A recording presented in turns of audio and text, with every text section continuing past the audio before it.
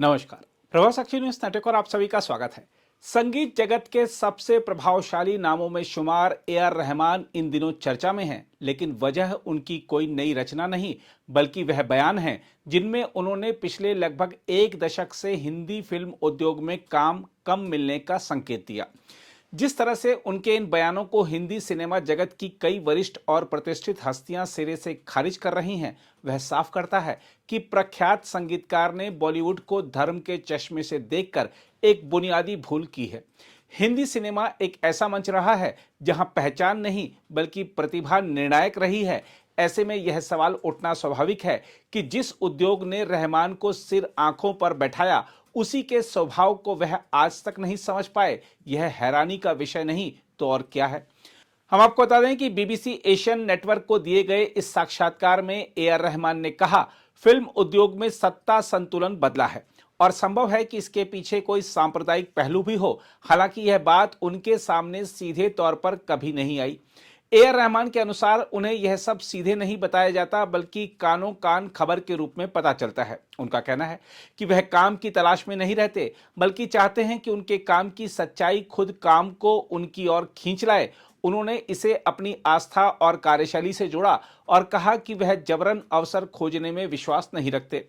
दिलचस्प बात यह है कि 90 के दशक में जब रहमान ने हिंदी फिल्म जगत में कदम रखा था, तब उन्हें किसी भेदभाव का अनुभव नहीं हुआ। वह कहते हैं कि शायद उस समय ईश्वर ने ऐसी बातों से उन्हें दूर ही रखा, लेकिन हाल के वर्षों में परिस्थितियां बदली हैं। उनके अनुसार अब निर्णय की शक्ति कई बार ऐसे लोगों के हाथ में है जिनका रचनात्मकता से सीधा संबंध नहीं है। कभी कभी यह भी सुनने में आता है कि किसी परियोजना के लिए उन्हें चुना गया था, लेकिन बाद में संगीत कंपनी ने अन्य संगीतकारों को साथ लेकर काम कर लिया। साक्षात्कार में रहमान ने यह भी कहा कि वह ऐसी फिल्मों से दूरी बनाने की कोशिश करते हैं जिनकी मंशा उन्हें ठीक नहीं लगती। इसी संदर्भ में उनसे हाल ही में आई एक ऐतिहासिक फिल्म में उनके काम को लेकर सवाल किया गया था। उन्होंने स्वीकार किया कि फिल्म विभाजन की भावना पर आधारित लग सकती है, लेकिन उनका मानना है कि इसका मूल उद्देश्य साहस और शौर्य को दिखाना था।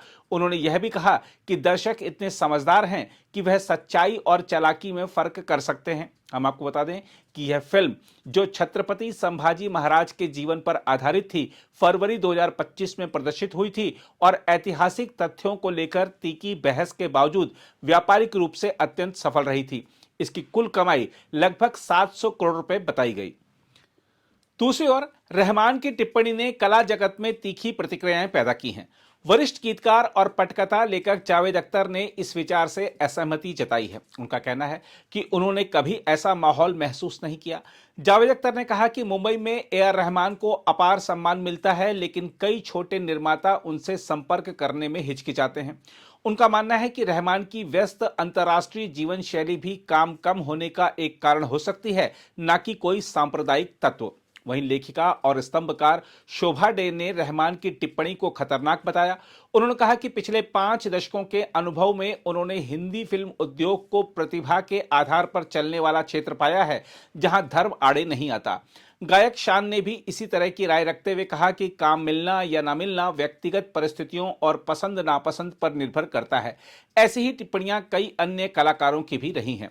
देखा जाए तो ए.आर. रहमान की यह आशंका कि हिंदी फिल्म उद्योग में उनके लिए अवसर कम होने के पीछे कोई सांप्रदायिक कारण हो सकता है, न केवल कमजोर तर्क पर आधारित दिखती है बल्कि बॉलीवुड के लंबे इतिहास और वर्तमान सच्चाई से भी मेल नहीं खाती।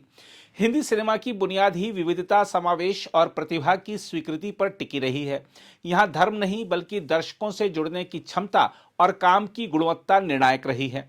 अगर बॉलीवुड में सचमुच धर्म के आधार पर भेदभाव होता तो यह कल्पना भी संभव नहीं होती कि पिछले 3 दशकों से उद्योग के सबसे बड़े सितारे 3 मुसलमान कलाकार होते। शाहरुख खान, सलमान खान और आमिर खान न केवल व्यावसायिक सफलता के शिखर पर हैं, बल्कि उन्हें देश के हर वर्ग, हर धर्म और हर क्षेत्र से अपार प्रेम मिला है।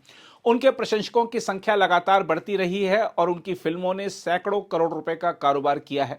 यह तथ्य अपने आप में इस धारणा को खारिज करने के लिए पर्याप्त है कि बॉलीवुड में धर्म किसी कलाकार की राह रोकता है।